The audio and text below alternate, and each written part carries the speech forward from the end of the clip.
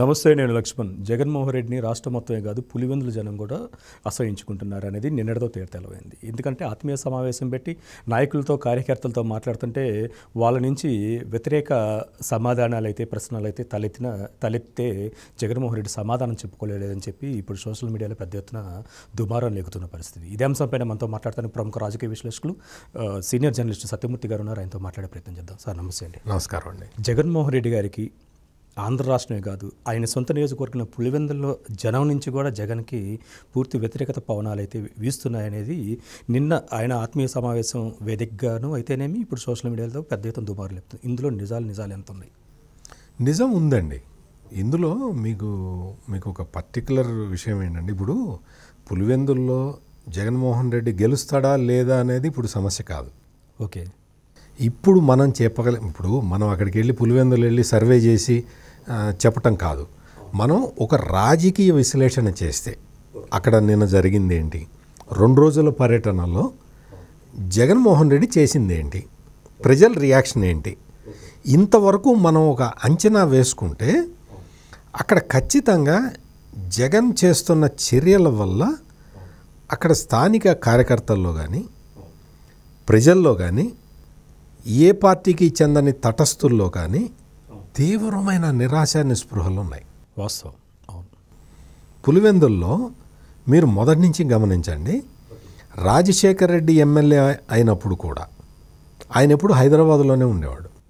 అవును. పులివెందుల్లో మొత్తం స్థానిక రాజకీయాలు మొత్తం YS Vivekananda Reddy set చేస్తుండేవాడు.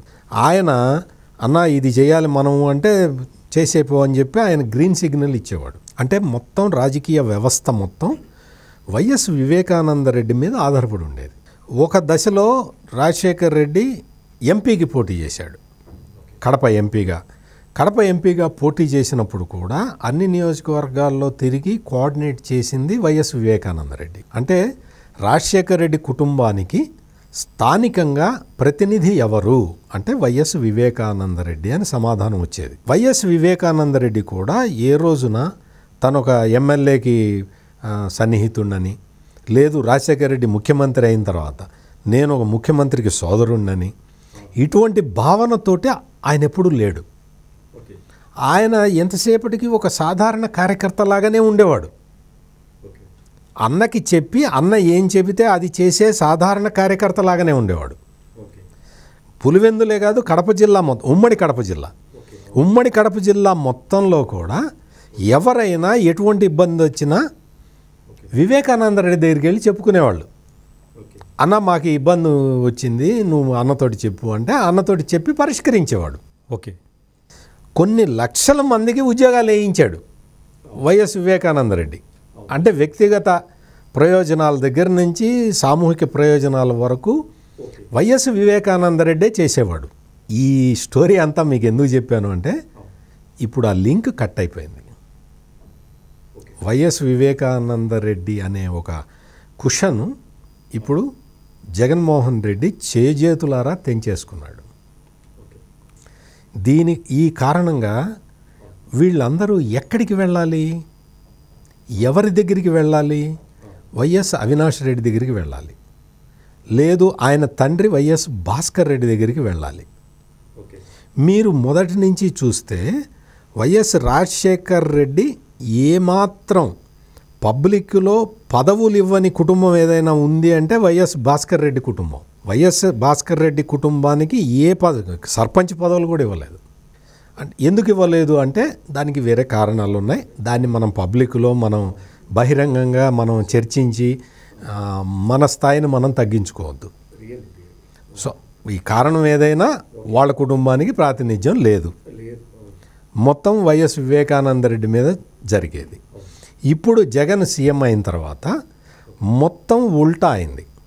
YS Bhaskar Reddy కుటుంబం ఆ కుటుంబం దగ్గరికి వెళ్ళి వీళ్ళందరూ చెప్పుకోవాల్సిన పరిస్థితి ఉన్నది. ఇంతకాలం నడిచింది కాదని కొత్త సిస్టమ్ వస్తే దానికి అడాప్ట్ కావటానికి ప్రజలకి చాలా టైం పడుతుంది. అందులో పులివెందులు లాంటి ప్లేసులో అంటే ఫ్రాక్షనిజము, ముఠా తగాదాలు, ఇవే కదా రాజకీయాలు. నిజం. అవును. అటువంటి ప్లేసులో ఇప్పటిదాకా వెళ్ళని వీళ్ళందరూ ఇంకో కొత్త మనిషి దగ్గరికి వెళ్ళి ఆ కొత్త మనిషికి అన్ని విషయాలు చెప్పాలి అంటే చెప్పలేకపోవచ్చు. ఇది ఒక పాయింటే మీరు చెప్పింది, అద్భుతమైన పాయింట్. ఇంకొకటి కూడా వాళ్ళు అక్కడ సమస్యలు లేవనెత్తింది ఏంటి అంటే, గతంలో తెలుగుదేశం పార్టీ అధికారంలో ఉన్నప్పుడు అక్కడున్న తోటలు చీనీ కానీ బత్తాయి తోటలకు కానీ చంద్రబాబు నాయుడు గారు నీళ్ళు ఇచ్చారు. ఇప్పుడు నీళ్ళు ఇవ్వని పరిస్థితి. అన్నమయ్య డ్యాము కొట్టుకుపోయినా కానీ దాని యొక్క మరమ్మతులు కానీ, ఆ డ్యాము కొట్టుకుపోయిన సమయంలో ఏదైతే బాధితులు ఉన్నారో వాళ్ళకి న్యాయం చేయలేదు. మరోవైపు బీటెక్ రవి కూడా చాలా సుడిగాలి పర్యటన చేసుకుంటూ అక్కడ స్టాండర్డ్ అవుతున్నాడు. ఆయన యొక్క స్టాండర్డ్నెస్ని మనం ఆ స్టాండర్డ్లో మనం ఎదుర్కోలేకపోతున్నాము, ప్లస్ సమస్యలు కూడా అలానే వదిలేశారని చెప్పి ప్రధానంగా జగన్మోహన్ రెడ్డి దగ్గర లేవనెత్తిన అంశాలు. ఈ సొంత నియోజకవర్గంలో కూడా ఇలాంటి వాటి మీద దృష్టి సారించకుండా ఆయన తాడేపల్లి ప్యాలెస్కి పరిమితం అయితే సొంత నియోజకవర్గ ప్రజల యొక్క పరిస్థితి, నమ్ముకున్న వాళ్ళ పరిస్థితి ఏందంటారు? ఇప్పుడు కడప జిల్లానే కాదు, రాష్ట్రం మొత్తం కూడా ఎక్కడా నీళ్ళు లేవు. మామూలుగా సాధారణంగా ఏంటంటే 1-2-3 సీజన్లు కరువు వస్తే రాష్ట్రం మొత్తం ఎఫెక్ట్ అవుతుంది. ఈ వీళ్ళకి అసలు నీటిపారుదల ప్రాజెక్టుల పట్ల అసలు వీళ్ళకి ఎటువంటి అభిప్రాయం లేదు జగన్మోహన్ రెడ్డి ప్రభుత్వానికి. దాంతో ఒక కడప జిల్లాలోనే కాదు, మొత్తం రాష్ట్రం మొత్తం కూడా తీవ్ర దుర్భిక్ష పరిస్థితులు తలెత్తటానికి కారణం ఇది. ఒక్క సీజనే కదా, ఒక్క రబీ సీజన్ పోతే ఇంత అల్లకల్లోలం అవుతుందా? అవుతున్నది అక్కడ. ఎందుకు అంటే వాటర్ ప్లానింగ్ అనేది చాలా పెద్ద సబ్జెక్టు. అందువల్ల వాటర్ ప్లానింగ్ అనేది లేదు. మీరన్నట్టు ప్రాజెక్టు గేట్లు కొట్టుకుపోతే ఆడ పెట్టేవాడు లేడు, దానికి ప్రాజెక్టుల గేట్లకి గ్రీస్ పూసేవాడు కూడా లేడు. అంటే మెయింటెనెన్స్ జీరో ఉన్నది. ఈ పరిస్థితుల్లో రైతులు చాలా ఇబ్బంది పడుతున్నారు. వీటితో పాటు మీకు హార్టికల్చర్లో అంతకుముందు చంద్రబాబు నాయుడు హయాంలో ఏదో పులివెందుల లేకపోతే కుప్పము అనే తారతమ్యం చూపించకుండా ఎక్కడ అవసరమైతే అక్కడ డ్రిప్ ఇరిగేషన్ ఇచ్చేవాడు. అంటే ఒక్క బోర్ వేసుకుంటే 10 ఎకరాలు 15 ఎకరాలు సాగు చేసుకునే సౌకర్యం ఉండేది. డ్రిప్ ఇరిగేషన్కి ఎక్కువ ప్రాధాన్యత ఇచ్చేవాడు. ఆ డ్రిప్ ఇరిగేషన్ ఎక్విప్మెంటు దాని మీద సబ్సిడీలు, రైతులకి దాన్ని ప్రోత్సహించటం. అసలు అగ్రికల్చర్ డిపార్ట్మెంటు వాళ్ళు వెళ్ళి డ్రిప్ ఇరిగేషన్ స్ప్రింక్లర్లు అవి ఇవి రైతులకి అందించటం, వాటి నుంచి సబ్సిడీ ఇవ్వటం, వీటి మీదే ఉండేవాళ్ళు. నిజమే. గత 5 సంవత్సరాలుగా అసలు డ్రిప్ ఇరిగేషన్కి ఒక్క పైసా సబ్సిడీ ఇవ్వలేదు. దాంతో ఏమైందంటే మీరన్న బత్తాయి తోటలు ఇవన్నీ కూడా మొత్తం ఎఫెక్ట్ అయిపోయినాయి. ఇటువంటి పరిస్థితుల్లో మరి ముఖ్యంగా ఏంటంటే హార్టికల్చర్ క్రాప్స్ ఎక్కువ కడప జిల్లాలో, అనంతపూర్ జిల్లాలో ఎక్కువ ఉంటాయి. అదంతా కూడా చేసింది అప్పుడు తెలుగుదేశం హయాంలోనే. ఇప్పుడు దాని మీద మొత్తం అశ్రద్ధ వచ్చేటప్పటికి ప్రజల్లో వ్యతిరేకత వచ్చింది. ఇందాక మీరు మీ క్వశ్చన్లో నేను చెప్పింది రాజకీయ సిచ్యువేషను, ఇప్పుడు మీరు అడిగింది డెవలప్మెంటల్ సిచ్యువేషన్. అంటే 2 ఫ్రంట్లలో కూడా, పాలిటిక్స్లోనూ డెవలప్మెంట్ ఫ్రంట్లో కూడా జగన్మోహన్ రెడ్డి పూర్తిగా విఫలం కావటం వల్ల ఆ ఎఫెక్టు పూర్వపు ఉమ్మడి కడప జిల్లా మొత్తం పడ్డది, పులివెందుల్లో ఇంకా ఎక్కువ పడ్డది. ఓకే. ఆ కారణంగా మీరు జగన్మోహన్ రెడ్డి 2 రోజుల పర్యటనల్లో ఇంత పేలవమైన రెస్పాన్స్ రావటమే కాకుండా ప్రజల నుంచి కూడా వ్యతిరేకత వస్తూ ఉన్నది. ఈ సందర్భంగా మీకు ఇంకొక చిన్న పొలిటికల్ ఉదాహరణ ఒకటి చెప్తాను. ఆ మధ్య చంద్రబాబు నాయుడు అరెస్ట్ కన్నా ముందర పులివెందులు వెళ్ళి మీటింగ్ పెట్టాడు. అశేషంగా జనం వచ్చారు. ఆ రోజునే అర్థమైపోయింది పులివెందుల మూడ్ ఎట్లా ఉన్నది అనేది. బీటెక్ రవికి విశేషంగా జనం వస్తున్నారు.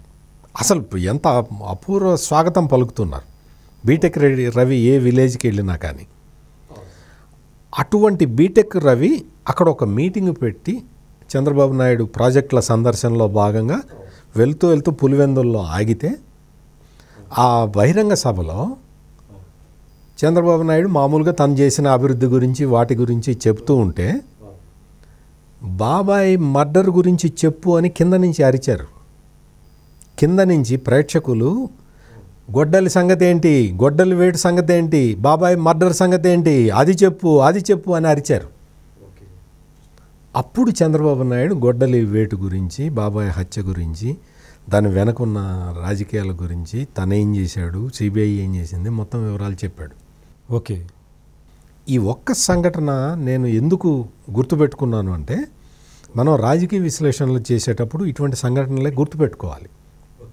అంటే పులివెందుల ప్రజలు, పులివెందుల్లో చంద్రబాబు నాయుడు మీటింగ్ పెడితే ఆ చంద్రబాబు నాయుడు మీటింగ్కి వచ్చిన అశేష ప్రజానీకం వివేకానందరెడ్డి మర్డర్ని ప్రస్తావించింది.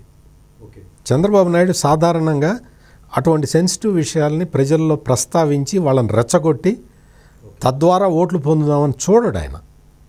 అందుకని ఆ విషయాన్ని చంద్రబాబు నాయుడు ప్రస్తావించకపోయేసరికి ఎంతసేపు అయినా గొడ్డలి గురించి చెప్పడేంటి అని చెప్పి కింద నుంచి ప్రజలు అడిగారు. ఈ పాయింట్ ఒకటైతే అండి, ఇంకొకటి అక్రమ కేసులు. మనం రాజకీయంగా వెనకబడుతున్నది అక్కడ పులివెందుల అభివృద్ధి పరంగా వెనుకబడి ఉంది. మరోవైపు అక్రమ కేసులు. బీటెక్ రవి అరెస్ట్ చేసిన తర్వాత పులివెందులో రాజకీయ స్వరూపం పూర్తిగా మారింది అన్నది కూడా ఒక విషయం బయటకు వస్తుంది. అది ఎంతవరకు నిజమంటారు? 100% కరెక్ట్ అండి. ఎందుకంటే బీటెక్ రవి, నేను చెప్పాను కదా ముందరే, పాపులర్ లీడర్గా అక్కడ పులివెందులు వదిలి బయటికి రాడు. 24 గంటలు పులివెందుల్లోనే ఉంటాడు. అక్కడ తనకి ప్రాణహాని ఉన్నా కానీ ధైర్యంగా రాజకీయం చేస్తున్నాడు. తన దగ్గరికి వచ్చిన మనుషుల్ని కాపాడుకుంటున్నాడు. ఇటువంటి పరిస్థితుల్లో పులివెందుల్లో ఏం జరుగుతున్నది అంటే, వాళ్ళ మనుషుల్ని వాళ్ళు పెట్టుకొని విపరీతమైన ఒత్తిడి తీసుకొస్తున్నారు. అక్రమ కేసులు 1 కాదు 2 కాదు. సాక్షాత్తు బీటెక్ రవి వెళ్తూ ఉంటే ఎప్పుడో 10 సంవత్సరాల కిందట జరిగిన ఒక సంఘటనను తీసుకొని బీటెక్ రవిని కిడ్నాప్ తరహాలో పోలీసులు తీసుకెళ్ళింది పోలీసులని కూడా అర్థం కాక ఫ్యామిలీ అంతా తల్లడిల్లిపోయింది. ఆ సందర్భంగా వాళ్ళు మీడియాకు కూడా థ్యాంక్స్ చెప్పారు. ఎందుకు అంటే బీటెక్ రవి కనపట్టలేదు, ఎవరో కిడ్నాప్ చేశారని మీడియా మొత్తం కోడై కూయటంతో పోలీసులు బీటెక్ రవిని వదిలేయాల్సిన పరిస్థితి ఏర్పడ్డది. లేకపోతే బీటెక్ రవిని పోలీసులే ఎన్కౌంటర్ చేసి ఉండేవాళ్ళు అని సీఎం రమేష్ అనే ఇంకొక ఇంపార్టెంట్ లీడరు, బీజేపీ లీడరు, ఆయన స్పష్టంగా చెప్పాడు. అంటే అటువంటి దారుణమైన పరిస్థితులు పులివెందుల్లో ఉన్నాయనే విషయాన్ని బీటెక్ రవి అరెస్టు నిరూపించటంతో ఈ రోజున పులివెందుల ప్రజలందరూ కూడా బీటెక్ రవితోటి శైలు అవుతున్నారు. బీటెక్ రవికి జరిగిన అన్యాయం, బీటెక్ రవిని ఈ విధంగా హతమారిస్తే దిక్కెవరు అనే ఒక ఆందోళనతోటి పులివెందుల ప్రజలందరూ కూడా జగన్మోహన్ రెడ్డికి వ్యతిరేకంగా మారి ఉన్న పరిస్థితి ఈ రోజు కనపడుతున్నది. అది మొత్తానికి అయితే పులివెందులో మారుతున్న రాజకీయం అయితే అది అలా ఉంది. అయితే బీటెక్ రవికి అశేష జన సందోహంగా ఆయన మీటింగులకు వస్తున్నారు. అశేష జనం కూడా ఆయన నాయకత్వాన్ని బలపరుస్తున్న పరిస్థితి అయితే ఉంది. అందుకే అక్కడ జగన్మోహన్ రెడ్డి యొక్క ప్రభావం తగ్గుతుందనేది ఈ విశ్లేషణ ద్వారా అర్థమవుతుంది. మరొక అంశంతో మళ్ళీ కలుద్దాం.